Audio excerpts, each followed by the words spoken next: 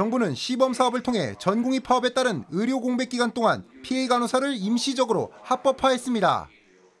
하지만 현장 간호사들은 정부의 시범 사업에 허점이 있다고 지적합니다. 특히 PA 간호사의 업무 범위를 보건당국이 아닌 병원에서 자체적으로 지정하도록 한 점이 문제라는 것입니다. 그냥 하면 보호해주겠다라는 것들은 나중에는 결국 병원 책임이 될 수도 있는 거고, 고발을 했을 경우 결국 본인이 또 그것들을 감당해야 되는. 간호사들이 불안감을 호소하는 건 지난 4년간의 트라우마 때문입니다. 2020년에도 의료계 파업 당시 병원을 지킨 간호사들이 무더기 고발을 당했고, 지난해에도 PA 간호사 채용 공고를 냈다는 이유로 병원장이 형사 고발된 사례가 있었습니다. 정부는 시범 사업만으로도 법적 보호가 충분하다는 입장입니다. 어쨌든 기관장 책임 하에 이루어지는 행위이기 때문에 저희는 이제 아까 말씀드리는 고소 고발 이런 거에 대한 그 방어, 법적인 방어 그 기능으로 작동할 수 있을 것이라 그렇게 생각합니다. 그러나 간호사들은 의료 공백 해소에 동참하려면 정부가 더 적극적인 방어책을 마련해야 한다고 호소합니다. PA 간호사로 불리는 진료보조 간호사는 의사 지시를 받아 환자의 검체를 채취하고 수술 부위를 처치하는 등의 업무를 맡습니다.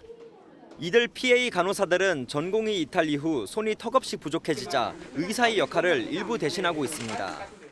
현행법상 위법과 탈법의 경계에 있는 업무들이지만 환자를 버릴 수는 없기에 불안감만 커집니다. 환자 보호자들에게 의료사고의 피해를 주지 않을까, 또 그로 인한 법적 처벌을 받지 않을까 하는 불안한 마음으로 의사 업무를 대신하고 있습니다. 간호사들의 부담이 가중되자 정부는 진료 지원 인력 시범 사업을 시행하여 간호사 보호 체계를 마련하겠다고 밝혔습니다. 오늘부터 의료기관의 간호부서장과 협의하거나 내부위원회를 통해 간호사들의 업무 범위를 정할 수 있게 됩니다. 진료 지원 간호사가 할 수 있는 일인지 아닌지 모호한 측면이 있었습니다. 전공의 이탈로 인한 의료 공백을 메꾸고 계신 간호사들을 법적으로 보호할 수 있습니다. 의료 전문가들은 간호사에게 보호 체계가 마련된 점은 긍정적이지만 의사들이 신속히 복귀해 환자를 진료하는 게 급선무라고 지적합니다. 손을 베인 환자가 다급히 응급실을 찾았습니다. 하지만 진료가 안 된다는 말에 피가 흐르는 손을 붙잡고 다른 병원을 찾아가야 했습니다. 지금 외정이가 안 된다 그래가지고 저희 다른 병원 알아보려고요. 뼈를 다친 환자도 수술을 기다려야 합니다. 수술이 비면은 한대는데 모르겠어요. 저희도 항상 지금 대기. 인력 부족으로 수용 불가, 24개월 미만은 진료 불가 등 여러 병원에서 응급진료가 어렵다고 보고하고 있습니다. 서울의 한 대형병원에서 약 300m 정도 떨어진 사거리입니다. 평소 차가 많이 다니는 곳인데 만약 이곳에서 교통사고가 났다 하더라도 근처 병원 응급실에서 정형외과 진료를 보기 어려운 상황이 펼쳐지고 있습니다. 당장 아프지 않아도 언제 다칠지 모르는 만큼 응급실 운영 차질은 모두를 불안하게 합니다.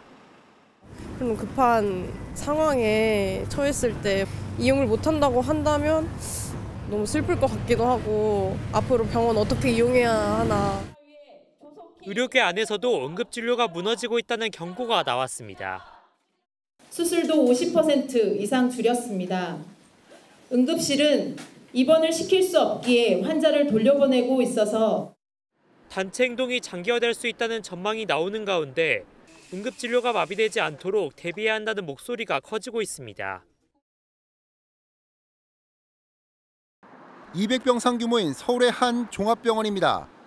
최근 상급 종합병원에서 진료와 입원 규모를 줄이자 환자들이 몰려들었고 평소보다 더 혼잡해졌습니다.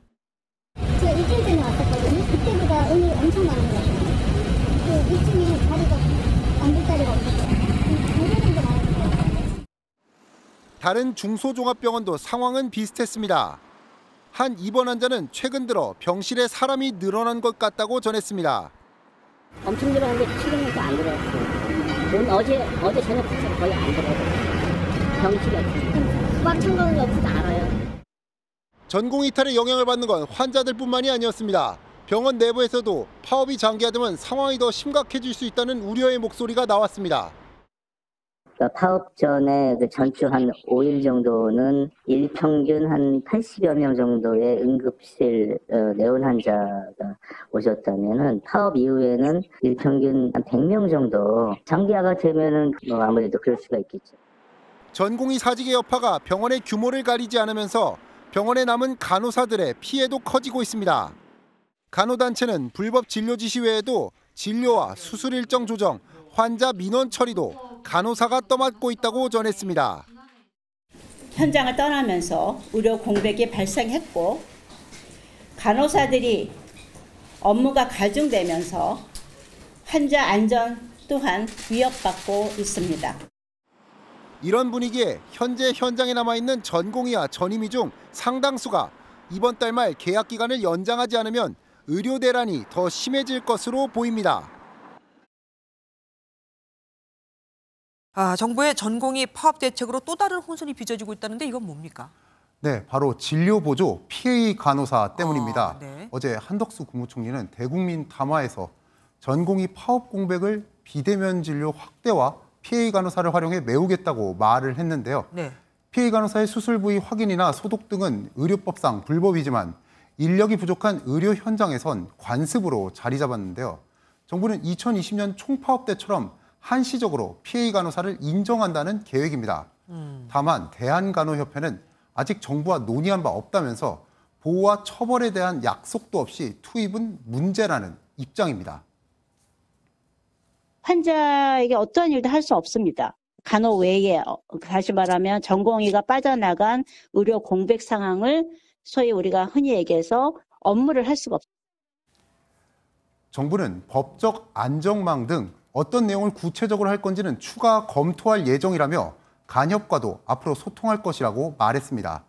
다만 의사들이 그동안 PA 간호사 합법화에 꾸준히 반대한 만큼 PA 간호사 활용은 새로운 갈등으로 커질 가능성이 있습니다. 그럴 만도 한 게 예전에 PA 간호사들이 법적 처벌을 받은 적도 있었던 것 같거든요. 네, 그렇습니다. 지난해에도 2심에서 PA 간호사의 의료 행위가 유죄 판결을 받은 사례가 있었습니다. 그러니까 과거에 그런 일이 있었기 때문에 이번에도 어떤 법적 조치를 미리 약속해주지 않으면 하기 힘들다. 이 얘기가 나올 만도 합니다. 만약 갈등이 더 심해져서 동네 의원까지 다 쉰다면 큰일입니다. 대한의사협회 오늘 대국민 호소문까지 발표를 했더라고요. 네, 그렇습니다. 의협 비대위는 오늘 대국민 호소문을 통해 의사들은 파업을 하는 게 아니라 포기를 하는 것이라고 밝혔습니다. 이어 정부는 직업선택 자유를 무시하고 진료 유지 명령이라는 위헌적 명령까지 남발하며 억압하고 있다고 호소했는데요. 또 국민의 건강과 생명을 볼모로 잡는 주체가 의사들인지 아니면 잘못된 제도를 추진하는 정부인지 판단해달라고 덧붙였습니다. 의협의 호소문 발표는 불리한 여론을 극복하기 위한 것으로 풀이됩니다. 네. 의협은 호소문에서 정부의 대토론을 제안하기도 했는데 국민을 설득해 여론을 돌릴 자리를 마련하기 위한 것으로 보입니다. 실제로 정부는 여론을 무기로 의료계를 압박하고 있는데 오늘 의협 비대위 지도부 2명에 대한 면허 정지를 사전 통지하기도 했습니다. 그런데 지금 이 상황에서 우리가 그동안 잠깐 잊고 있었던 의사들이 있습니다. 한의사들이 나섰다고요? 네, 맞습니다. 대한한의사협회도 오늘 전국 한의원과 한방병원에 평일 야간 진료와 공휴일 진료를 확대한다고 밝혔는데요. 네. 한의협은 무책임한 태도에 분노한다며 기본적인 1차 진료는 물론 응급 환자 발생 시 효율적인 처치와 연계에 나설 것이라고 말했습니다. 다만 그동안 의사들이 한의사를 사실상 의료인으로 인정하지 않았던 만큼 정부가 한의사와 손을 잡을 경우 의정 갈등을 더 키울 것으로 보입니다. 그러니까 의사들이 의대생 증원도 반대하고 있고 PA 간호사들의 합법화도 반대하고 있고 그냥 다 반대네요.